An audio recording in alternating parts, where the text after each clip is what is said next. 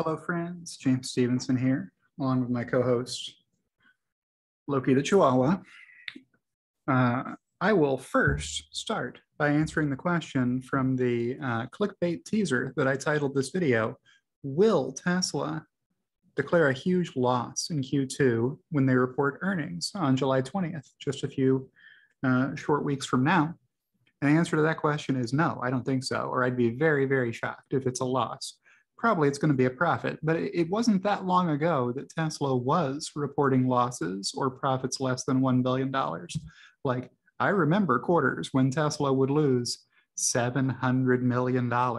And man, the shorts had a field day with those back then. Q2 will not be one of those, but it will not be as good as the previous 3 quarters, probably. What are the reasons for that? I'm glad you asked, because in this video, I'm going to do a deep dive into my very detailed Tesla forecast. So I forecast Tesla at an extremely granular level of detail, and then I put together summary charts and graphs for people who don't care about detailed numbers. And I tweet those out in forecast threads that hopefully make it easier to understand why Tesla reports the numbers they do and what the trends can tell us. So with that, unless you had anything to add, Loki? No, you're good? Okay. With that, I will share my screen and bring up Twitter, which I have made about as big as I think I can make it. That is a big, big screen here. So this is tweet 1 from my forecast thread that I published on July 3rd, so almost a week ago, after I recorded last week's YouTube videos. So yeah, here's the story. If you want the headlines really fast, Shanghai lockdowns reduce profitability sequentially in Q2, and it'll be a return to record growth in Q3. And this chart kind of tells that story. You will notice quickly that this trend is mostly upwards. I mean, yeah, there's some hopping around that happened in 2018, 2019. There was, COVID back in 2020, sure. But this is the most pronounced dip on the page, maybe because it's centered. No, it really is the sharpest decline on the page. And it's in Q2 of 2022. Why? That's the quarter that hasn't been reported yet. The production and the deliveries have been reported, and those are included in here. So these are actuals. In total, Tesla does not report deliveries and production at this level of detail. They don't tell you even by model, let alone by model and by site. But I forecast that way because I think it's important to try to forecast it that way so that you can capture the impact of changes in sales mix. What do I mean when I say that? Shanghai is Tesla's most profitable factory, and that's because their costs per vehicle are lowest. It is not cheap to make cars in California. California is not the cheapest place in the world to hire workers. So it's a lot more profitable to make Teslas in China than it is to make them in Fremont. And then I think Berlin and Austin will both come in somewhere in between those two, but it does make sense to have enough to have production at minimum on the same continent where most of your customers are. So even if you can't get the costs lower than what they are in Shanghai, it probably still makes sense to avoid the costs of tariffs and shipping overseas and the time delays that come with doing those, etc. So what you see here is that the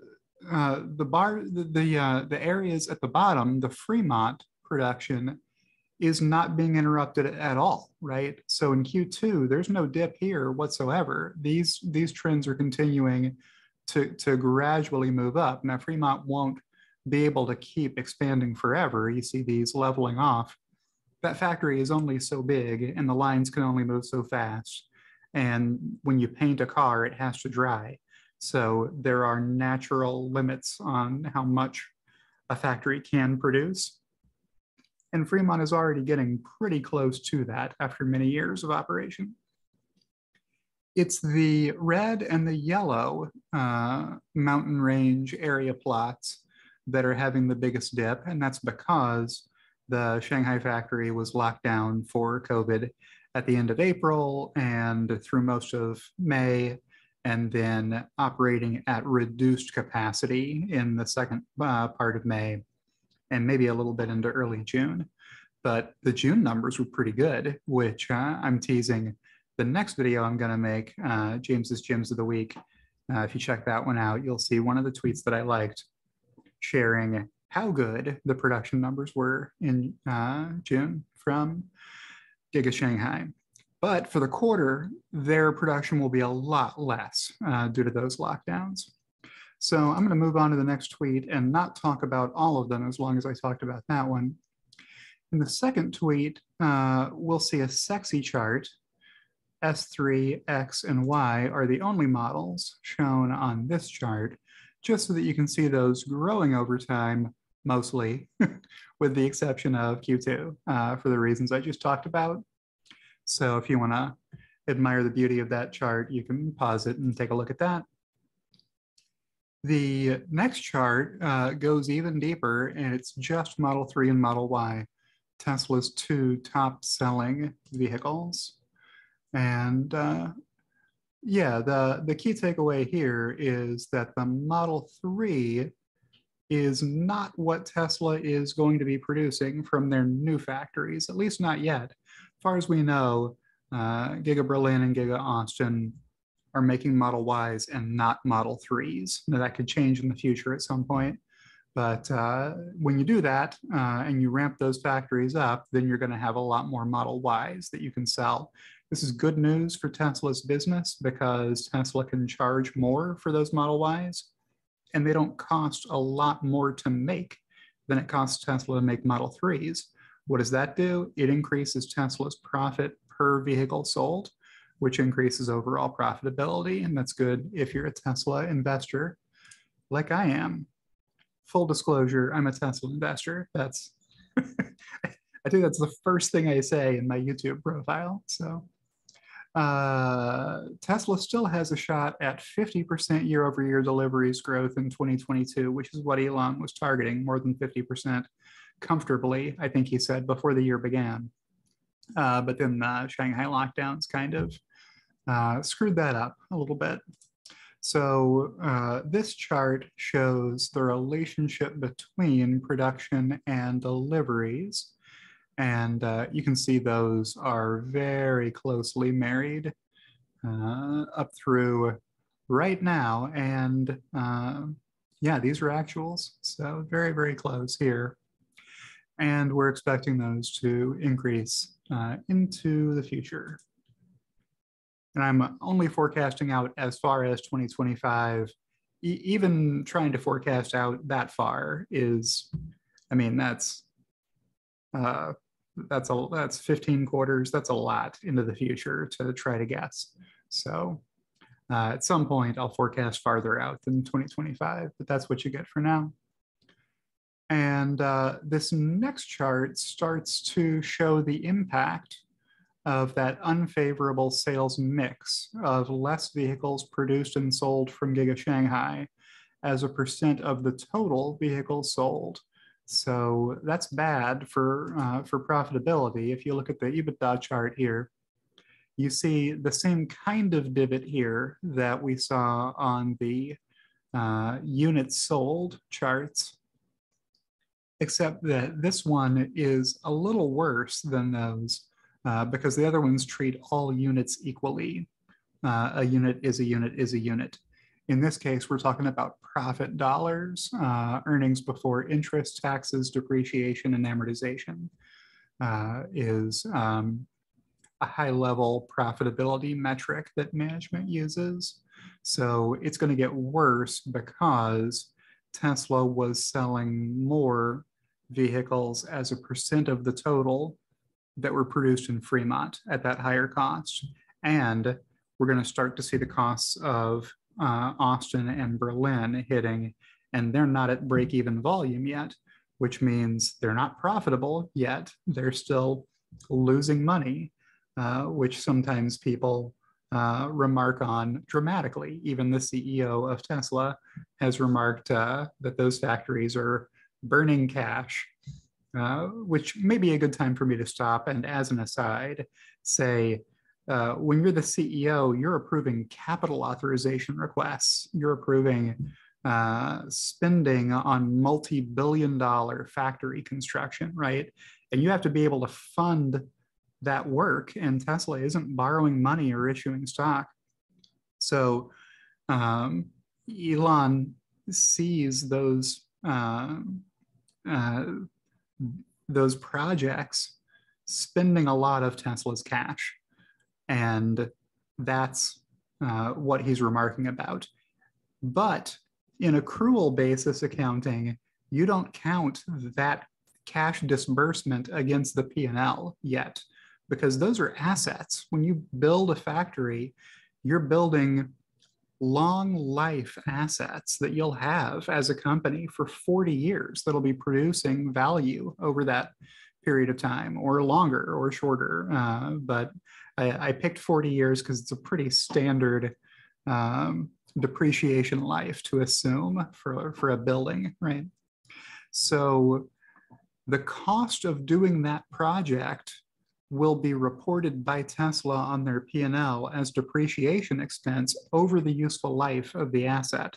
So you're not going to see huge multi-billion-dollar losses on Tesla's Q2 earnings statement because they just completed these projects to build these factories. That's not how it works. But sometimes people don't understand that that's what's going on in the conversation. So don't worry about those factories losing tons of money. They're only being measured against the amount of vehicles they're producing at this point. So just the costs that are related to the production of those vehicles. Now, it's still a loss, but it's not a gigantic one.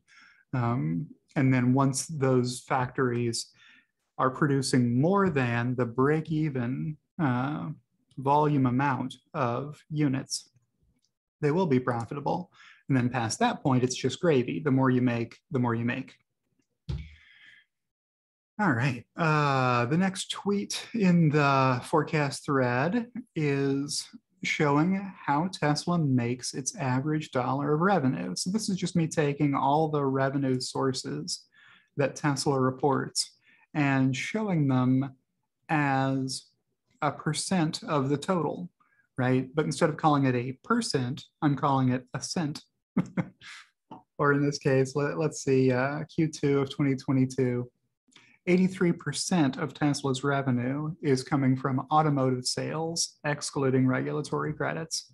That's what I'm forecasting for Q2 of 2022, with 2 cents of every dollar, or of the average dollar of revenue, coming from regulatory credit sales.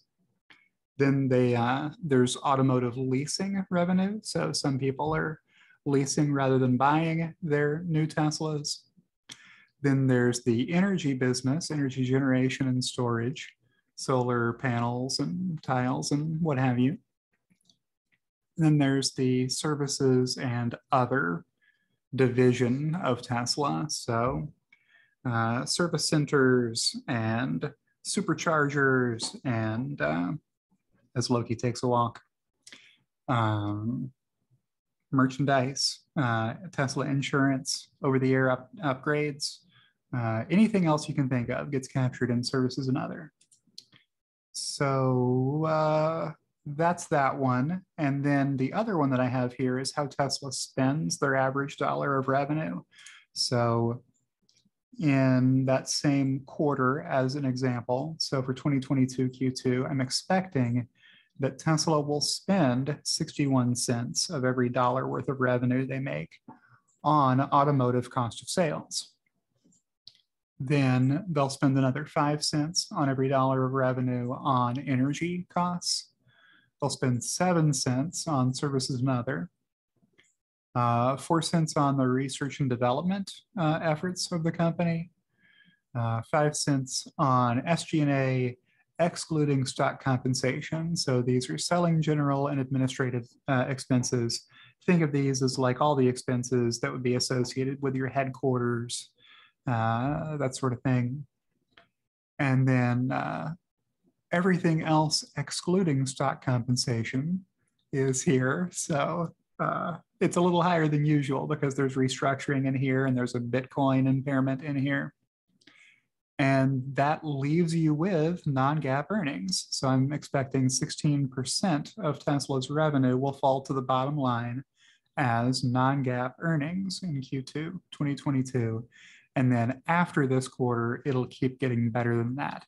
And all of these, I should have mentioned, are 12 trailing month averages. So you don't see as dramatic a number on this line, the Q2 2022 line, as you do in the other charts, because it's including the 3 previous quarters in its average. Just a note on that. And the previous chart, of course, was the same. They're both trailing 12-month average based. This next chart also is, and the reason you do that is to smooth out seasonality. Maybe one of your quarters is always the best quarter of the year. Maybe Q4 is always the best quarter. Maybe Q1 is always the worst quarter. You wouldn't want to see that happening on your chart and then have people think there's something wrong with the business or there was a problem that happened in Q1.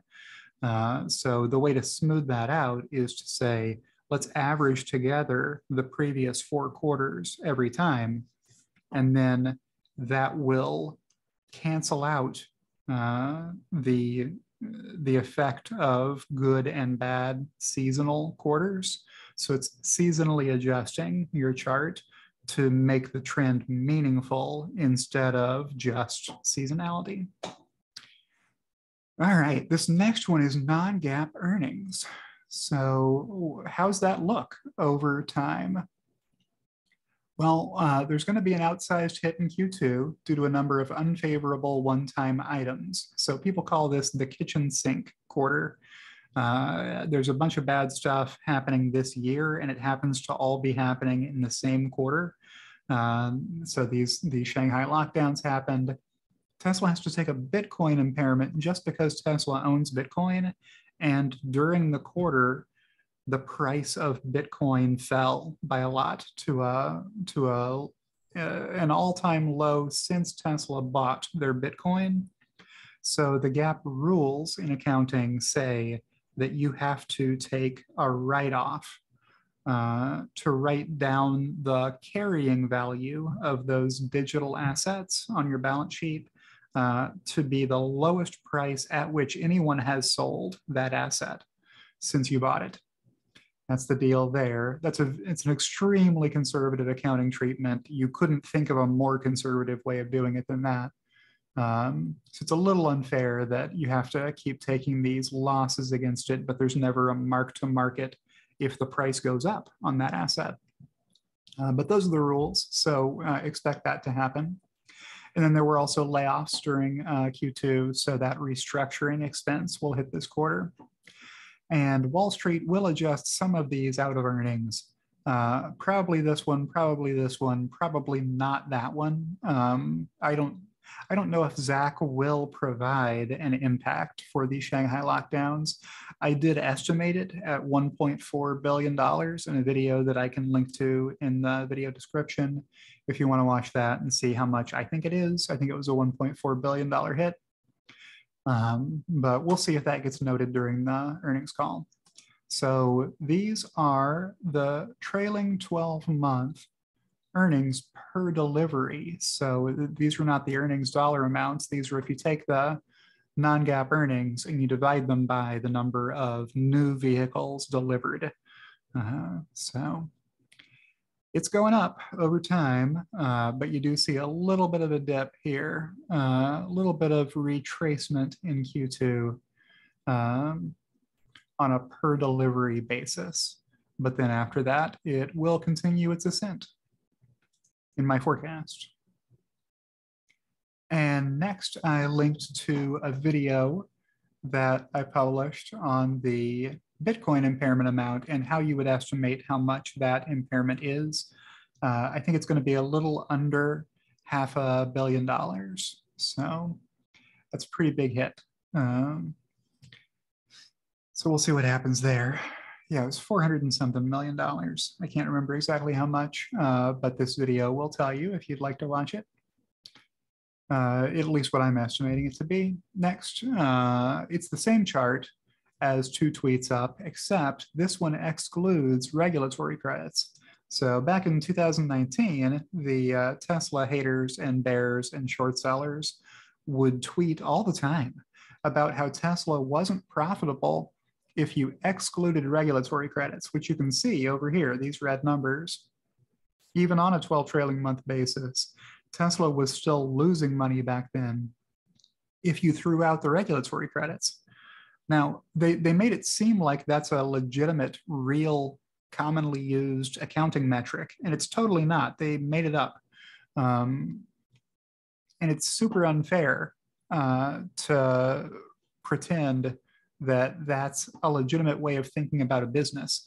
You don't throw out the most profitable kind of revenue from bottom line earnings. Think about that for a minute. It doesn't make any sense, right? That is what I have plotted on this chart to show you what they were doing at the time. But they didn't even tax affect the revenue removal. What do I mean when I say that? So let's say you were trying to do exactly the same kind of thing for McDonald's, right? McDonald's makes most of their profit selling fountain drinks, you know, soda and coffee, that sort of thing, right? So if you were to just look at McDonald's bottom line earnings, and then from that number, subtract their total sales of non-alcoholic beverages, all the sodas and all the coffees that McDonald's sold, you would get a negative number, probably, right? Because that's where McDonald's is making all their money, and because it's not legitimate to do that calculation. That's not a real thing for a few good reasons. One of those is you had cost of sales associated with delivering those beverages, right? You had to pay Coca-Cola for the bag-in-a-box that runs through your fountain drink machine, and that's a real legitimate cost. Or for the coffees that you make or whatever else you sell, milkshakes. The other one is you made profit off of those sales and then paid taxes on the profits. So you can't just come down to the bottom line profit after tax and then deduct from that the top line sales of those items, right? Because you would have to also throw out the tax that you had to pay because you made profits selling those items. I hope that makes sense. So yeah, even if you do this dumb math, dumb short seller math, Tesla is still profitable today. And by big numbers, I mean, these $6,000 or $8,000 per vehicle worth of non-GAAP earnings is way more than Ford or GM make in total, right? Like a multiple of it. And that number is going to continue to increase over time as Tesla's price increases flow through and as they continue to, you know, go to work on the cost side of the equation as well, ramping up factories, making them more efficient, lowering cost per vehicle, et cetera. All right, this next tweet is, here's a chart showing the relationship between production deliveries and beginning and ending inventory. So I like this chart because it shows kind of the inventory equation, which is really boring accounting stuff, but it's really just you start with the previous month's ending inventory. So we know what the ending inventory was for Q1 because Tesla has reported it already. So this little blue rectangle down here is saying, all right, you had beginning inventory in Q2. This is 2021, I just realized, but maybe I'll go over here. Okay, so at the end of Q1, there was this much inventory, not very much. That's a very low level historically looking back, right? Then during the quarter, this orange amount was produced. This is how many vehicles globally, worldwide, were produced. And then the green bar is how many of those you got delivered to customers. And then the pink is what you're left with, your ending inventory. Any finished goods that were not sold count as ending inventory. So just cool to be able to see that trend over time on this chart. I'm not aware of very many others that are like it out there, so I include this in my forecast when I tweet it out. And the next one is the 2018 CEO Performance Award quarterly expense chart.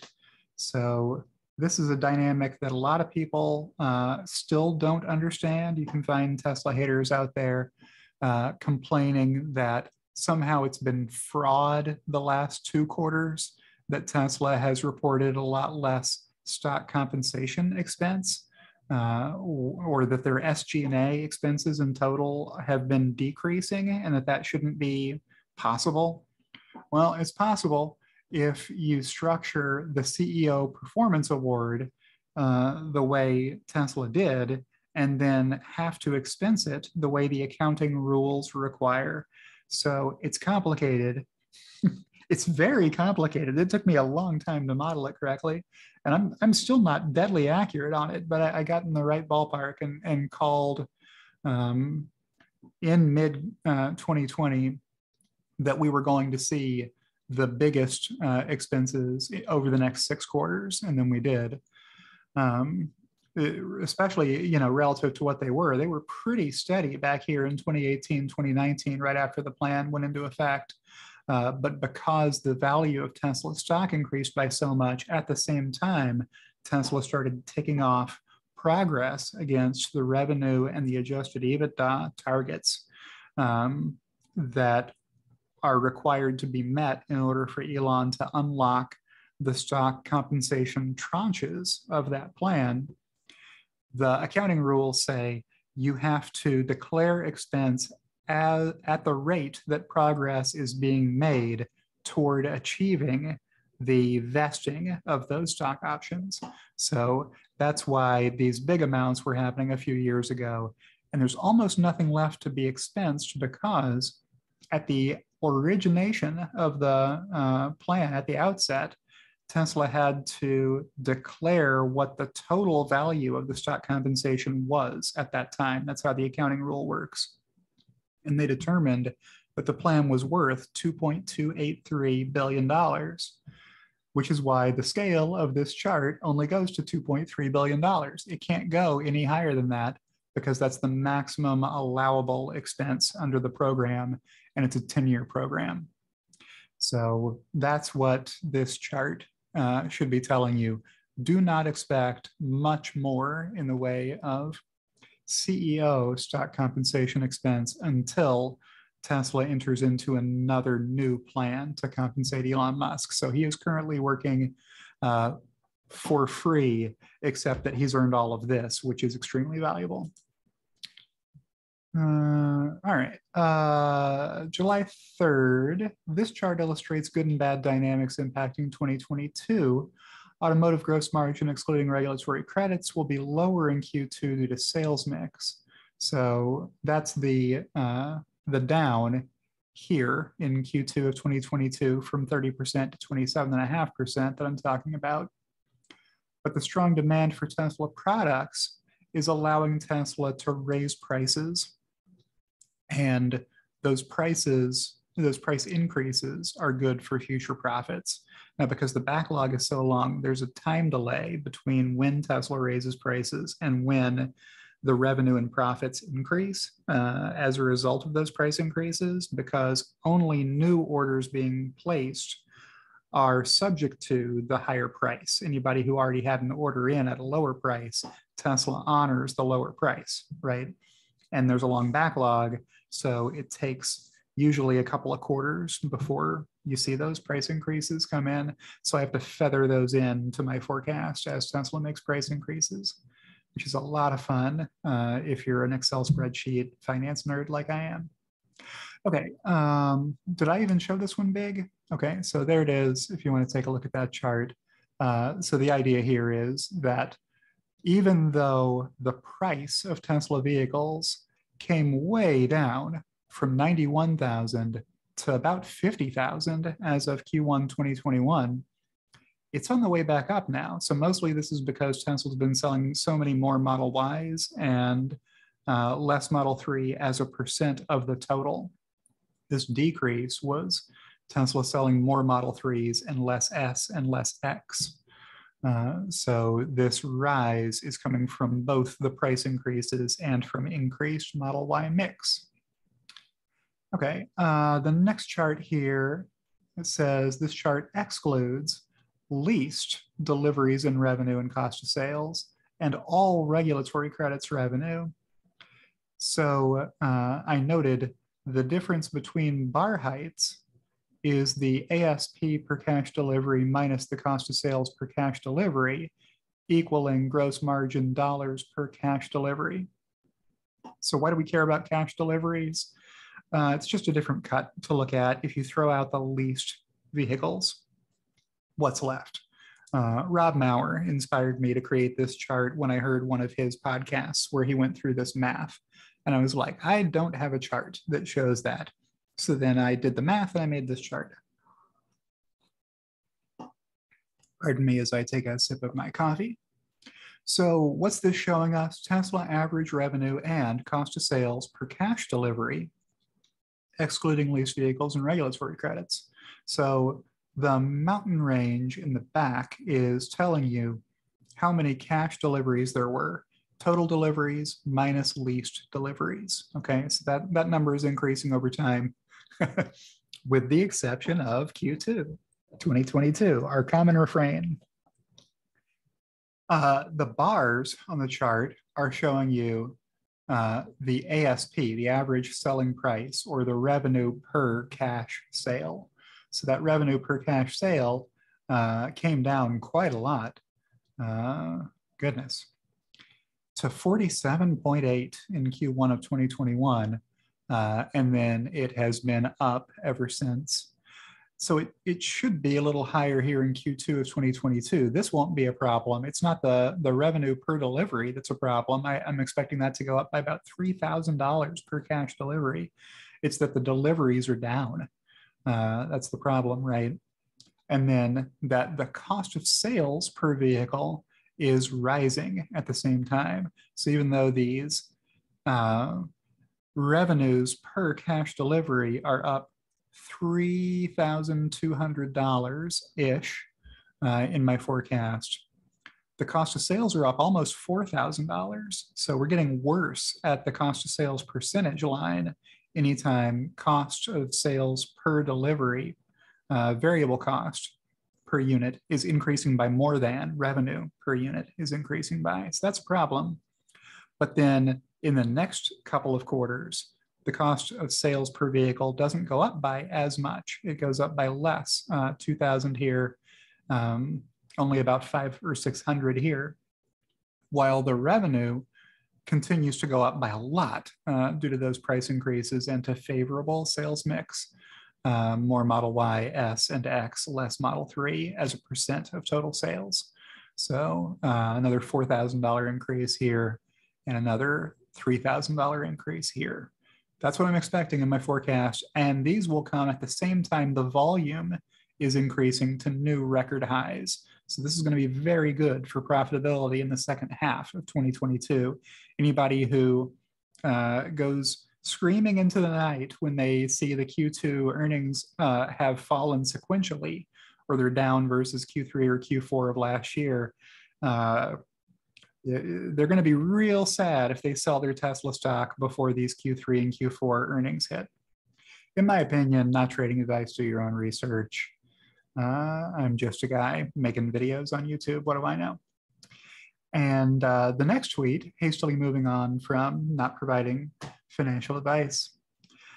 Speaking of bullish trends, I mean, Q2 will only be up low to mid double digits year over year, but Q3 and Q4 will be up high double digits year over year growth.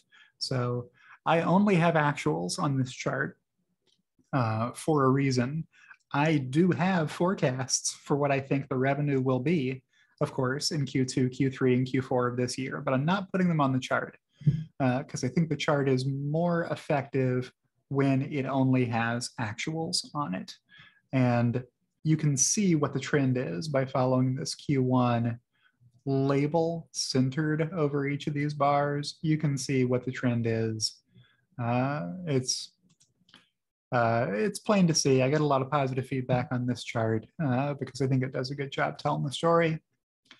Then the next tweet says, at the end of 2021, 1/3 of all revenue Tesla had ever made to that point was earned in 2021, with another third of Tesla's all-time revenue earned in 2019 plus 2020. So if you look at this chart, there you go. There's all the revenue Tesla has ever made segmented into boxes for each calendar year. And I like the way this chart flows down to the bottom corner. And I like the way that it kind of divides itself evenly into thirds.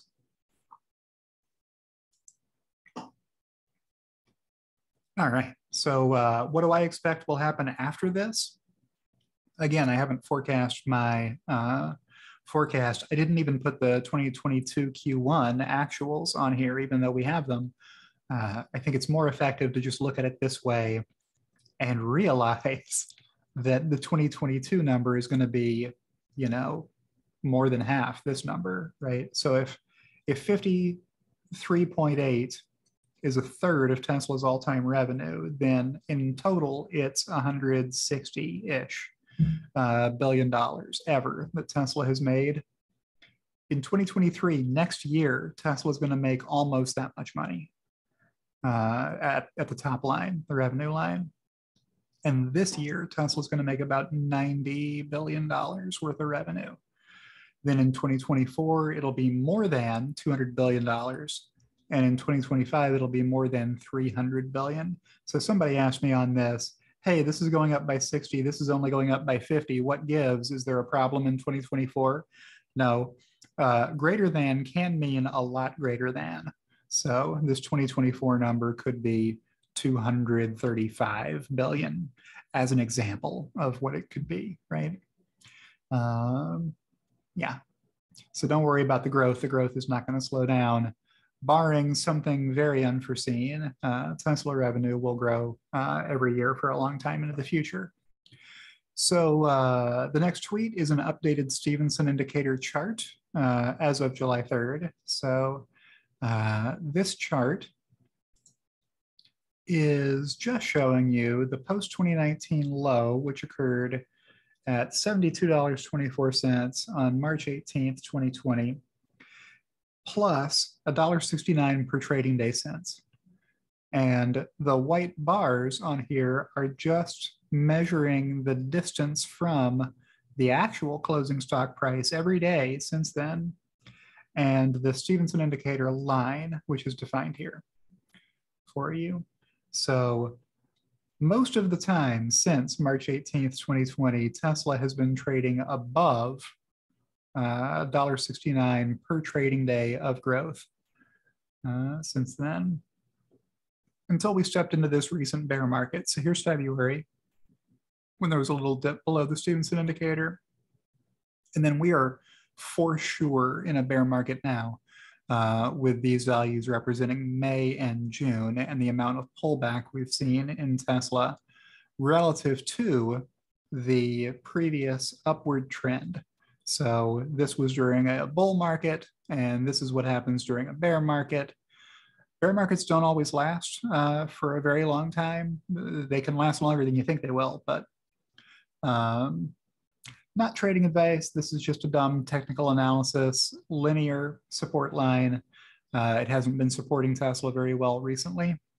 If you want my opinion on it, I'll share my opinion that Tesla is going to return to the Stevenson indicator to revisit it and to exceed it over the long term. That is my expectation. I could be wrong. So here's a chart that will either confuse you with its next 12 months x-axis labels or with its logarithmic y-axis scale showing Tesla non-GAAP EPS. So I've got two confusing things at minimum happening on this chart that I wanted to warn people about right away. The The point here is to illustrate that Q2 is just a bump in the road with similarly big EPS growth continuing hereafter or thereafter. So here's that log axis on the Y side, the vertical.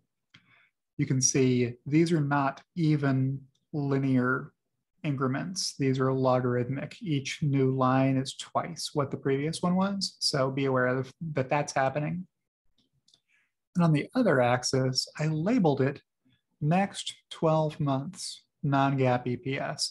This is how I like to think about the EPS is, hey, over the following 4 quarters, how much earnings per share do we expect, right? You ought to be valuing a stock based on future expectations, not based on past reported numbers, the actuals that are historical, right? Those shouldn't matter to a person making a decision today to buy a stock.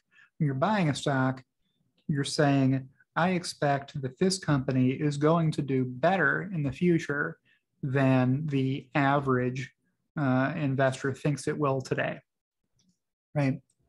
So yeah, here's what that trend looks like over time. Next 12 months EPS, rising, rising, rising. And then I went ahead and put dots on the actuals and circled the forecasts. And this confused people because this first one is over the label for 2021 Q2, which is a past time period. I'll grant you, 2021 Q2 has already happened, but we don't know what the next 12 months EPS are yet from Q2 2021. We don't know what the earnings are from here, from here, here, here, and here yet. We know 3 of them. We don't know what the 4th one is yet. So that's what's going on here. What I expect is that it's going to be flat-ish when you look at it on a next 12-month basis from Q2 2021 relative sequentially to Q1 of 2021. It'll be about $9 is what it looks like to me of next 12 months EPS in Q2, same as it was in Q1, roughly. But then after that, it'll continue to increase at the same rate in terms of growth that we were experiencing previously. Hope that makes sense. That's that chart. It's a confusing one, I will grant you. And that's it. That's the last of the charts. With that, we shift gears into looking at numbers. So the rest of the thread is screenshots of my detailed forecast models, summary sections from my Excel file. So first up is my GAAP income statement forecast. That's this one. You can see we're starting on row 1167. That's because there are 1,165 rows above this, 2 of which you can see, the rest of which are off the screen when I freeze my panes. So that's where I'm doing all of the detailed forecasting by model, by site, by configuration option for every Tesla product, by quarter, for production, deliveries, cost of sales, et cetera. It's all up there, right? So this is the outcome of all that work. It's just math to figure out what the income statement is from that point. So here is 2022 Q2. That's the quarter for which Tesla will be reporting earnings on July 20th. And the total revenues I'm expecting to be a sequential drop from Q1 and also lower than they were in Q4, higher than they were in Q3 of last year, and a really decent increase over Q2 of 2021. So year over year, the revenue ought to be up by a really decent amount, especially given the circumstances. You have a factory closed for a month and running it at limited capacity, only 6 days a week, 12 hours a day, after reopening from closure for a few weeks. So pretty decent revenue considering. And then the automotive cost of sales comes next. So you see this number will be down with the revenue, which is also down. The number you really want to look for here is the automotive gross margin excluding regulatory credits, which we'll see later.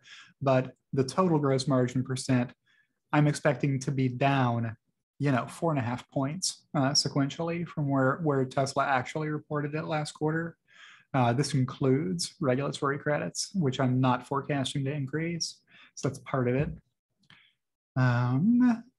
And what else do we have here? Research and development costs, SG&A costs, which are in more detail in a following tweet.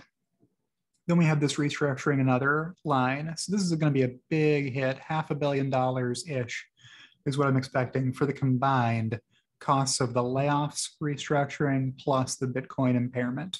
So together, those two will be about $500 million-ish, I'm thinking. And a bunch of other lines below the line costs get you down to the GAAP earnings number, which I think is going to be about 1.7 billion. So that'll still be up year over year by a decent amount, but a lot less than Tesla would have reported if they had been allowed to run their Shanghai factory the whole quarter. So that's this tweet. The next one is showing GAAP EPS, the trailing 6-month average stock price, some ways I forecast future stock prices, and some CEO and other stock compensation metrics. Let's look at this. So here's Q2. What is there of interest here? So GAAP earnings per share diluted is probably the best line to look at. So this is not the non-GAAP earnings that Wall Street cares about. This is the GAAP earnings as reported by Tesla, as they will report them. So $1.45 here, about the same as it was in Q3 of last year, more than Q2 of last year. So there'll be year over year growth here as well, just not sequential growth versus these record quarters we've been having recently. Then yes, I have to forecast the Tesla stock price to figure out what the CEO stock compensation expense will be. So I have that increasing. Then the trailing 6-month average stock price is right below that. We've taken a little bit of a hit on that line, but I expect a return to normal soon. Trailing 6-month market capitalization is here. So there's that one. The highest CEO plan market cap achieved was a maximum of $650 billion, which is why you see that number locked in at 650 and not growing from there. That was the highest level of the 12 tranches possible under the plan. So there's a few other lines like that that helped me to calculate the CEO expense, which you see here on row 1223. So really small number is what I'm expecting in Q2. And then they'll report the rest of it in Q3. And then it'll be nothing until they start paying Elon stock compensation again in the future, which is how I expect he'll want to be paid rather than in cash. And I have that beginning in my forecast in Q3 of 2023 on no basis whatsoever, except a wild guess that they're going to have to keep paying Elon something. He won't keep working for free forever. So there's other stock compensation. Elon isn't the only person who earns stock compensation. So I have about $103 million of that in my forecast for Q2. Non-stock SG&A expense is just headquarters expense here. Then there's also stock compensation that goes in cost of revenues. So this is for people who work at Tesla factories who are in stock compensation. And people in research and development are also compensated with stock. So that's here. Close out of this. Then I'm forecasting non-GAAP. This is the Wall Street EPS number. $1.73 is my forecast for what they're going to report for Q2. earnings per share, then $4.14 in Q3, and $6.21 in Q4, a really big jump, which includes $1.35 worth of one-time tax favorability that Wall Street is going to back out no matter when Tesla reports it, because that's a non-sustainable item. It's a one-time tax benefit from prior year's losses. I'm forecasting it to happen in Q4. I have no reasonable basis for forecasting it to happen then as opposed to some other quarter, except to say that's the last quarter of the year. And I think it'll be more likely than not that Tesla will be able to take the entire benefit, which is the accounting standard for when you're allowed to take it. It's when you and your auditors agree that that's true. It's more likely than not you'll be able to take the entire $2 billion of tax reduction, only 80% of which you're allowed to claim in the first fiscal year, which in Tesla's case is a calendar year. So that's why I'm forecasting the $1.6 billion to happen in Q4, with the rest of it coming the following quarter in Q1. That seems the tidiest way of doing it. Take the remaining $0.4 billion in Q1 and then be done with it and never have to talk about that wild card again. So for the full year, that would be $15.31 of EPS, or adjusted EPS of $13.96. And this is the row that has those numbers on it. Row 1235 is showing you the non-GAAP. And the adjustment here is removing the stock compensation from the GAAP earnings. So if you pretend that that non-cash expense didn't happen, that's how you get to non-GAAP earnings. And these are the earnings per share numbers here. Then there's some PE ratios on here you can look at, a different method of looking at price target. So the Peter Lynch valuation approach to valuing Tesla stock and where it should be trading in the future relative to forward earnings. And the adjusted EBITDA is here too as well. So this number will be down sequentially as well, but it'll be up year over year. I've highlighted in yellow this section where I had to make manual adjustments for the Bitcoin impairment to remind me that that's just my guess right now. And then I need to update that when Tesla says what the actual Bitcoin impairment was, so that I can reverse that out of my formulas, which rely on the numbers that have happened in the past. I forecast this one by looking at a 4-quarter trailing average and then applying some growth to that for new capital that needs to be depreciated, et cetera. Then here at the bottom line is that number, the favorite metric of Radmauer, automotive, gross margin excluding regulatory credits. I have pullback in this number from the 30% that was reported in Q1 to only 27.5% in Q2 as a result of producing and selling less vehicles from Tesla's most profitable factory, Giga Shanghai. Next, there's a slide here with some breakdowns of my revenue and cost of sales forecasts by type and a few other metrics.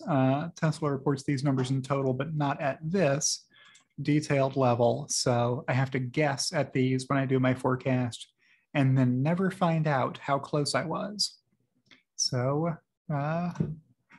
those are the breaks, but I want to forecast at this level so that I can include the changing dynamics that I hear about in the business for Tesla and not have those go unaccounted for in my forecast, and to make it easy for that math to get done for me instead of having to remember to make those adjustments, right?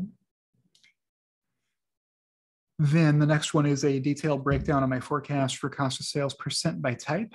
So there's some revenue and cost per delivery metrics on here, revenue per share, GAAP net income excluding regulatory credits, if you want to know what a dumb metric is made up by Tesla short sellers. And you can Google that and you'll find that every result you get is from Tesla haters, because nobody else uses that metric for anything. It's not a real thing. So that's this slide if you want to pause this and take a look at it, or if you just want to go to Twitter and view this thread at your leisure. I can drop that link in the video description for you to go take a look at.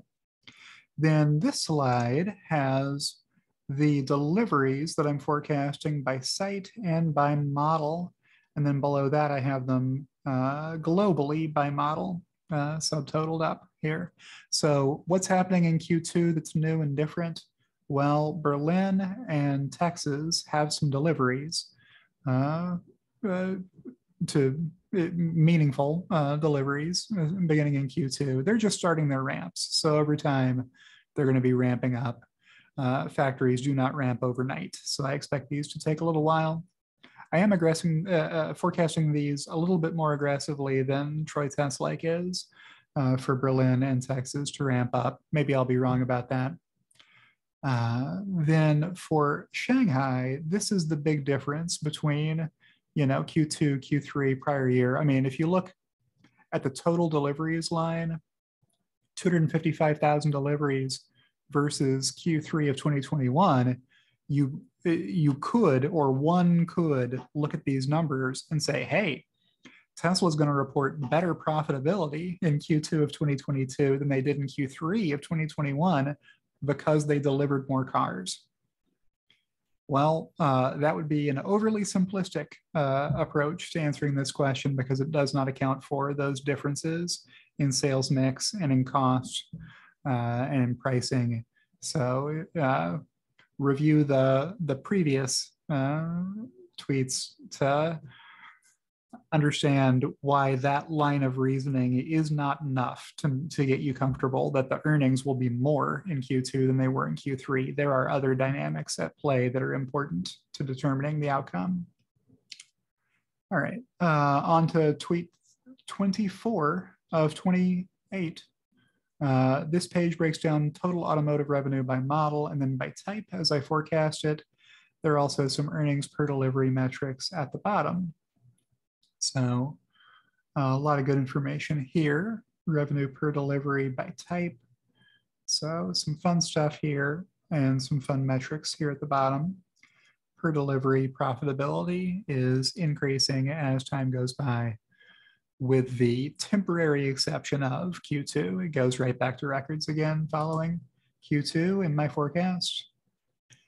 And here are some trailing 12-month deliveries, revenue, earnings, and earnings per delivery metrics. So those are here. If you want to take a look at those,